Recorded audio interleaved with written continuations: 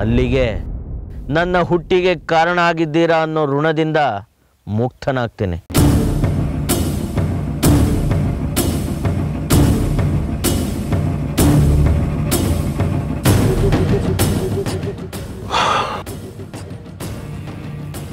ಚಂದ್ರ, ಆ ಜಾಜಿ ಬಂಗಾರಿ ಇಬ್ರು ಕ್ಷೇತ್ರ ದರ್ಶನಕ್ಕೋಸ್ಕರ ಇವತ್ತು ಹೋಗ್ತಾ ಇದ್ದಾರಂತೆ. ಅವರೇನಾದ್ರೂ ಕ್ಷೇತ್ರ ದರ್ಶನಕ್ಕೆ ಹೋದ್ರೆ ಜಾಜಿನ ಸಾಯಿಸೋದು ಬಹಳ ಕಷ್ಟ. ಅವ್ರನ್ನ ಹೇಗಾದ್ರೂ ಮಾಡಿ ತಡಿಬೇಕು. ಅದ್ರ ಬಗ್ಗೆ ಯೋಚನೆ ಮಾಡೋದು.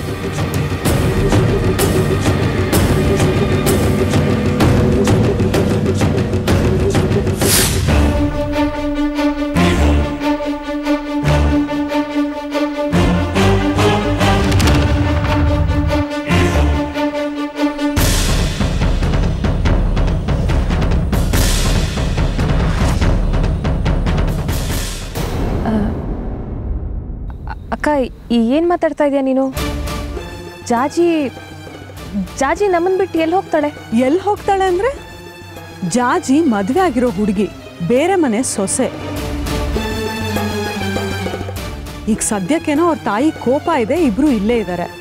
ನಾಳೆನೂ ಪರಿಸ್ಥಿತಿ ಹೀಗೆ ಇರುತ್ತಾ?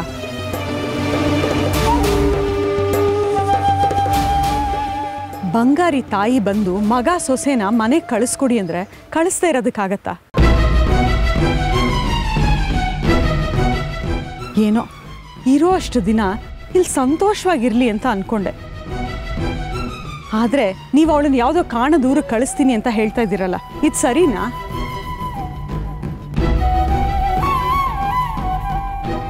ಲಲಿತಾ, ಇದು ಅಮ್ಮನವ್ರ ಸಂಕಲ್ಪ. ಕ್ಷೇತ್ರ ದರ್ಶನಕ್ಕೆ ಅಂತ ಹೊರಟು ನಿಂತಿರೋ ಮಕ್ಕಳನ್ನ ಈಗ ತಡೆದ್ರೆ ಅವ್ರಿಗೆ ಶ್ರೇಯಸ್ಸಲ್ಲ.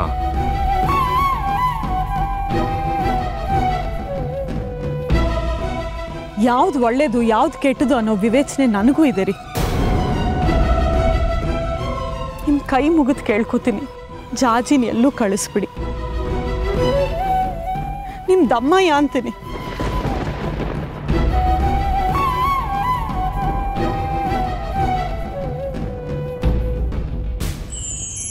ಲಲಿತಾ,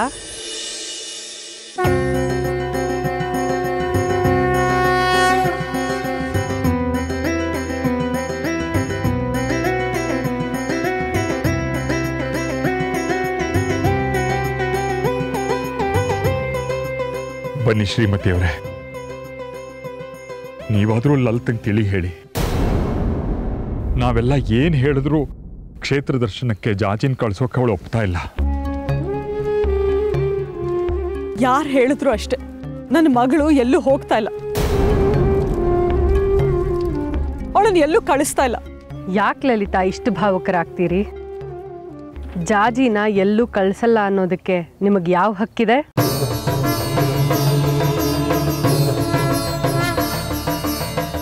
ಜಾಜಿ ಏನ್ ನಿಮ್ಮಗಳ, ನಿಮಗ್ ಸೇರ್ದವಳ?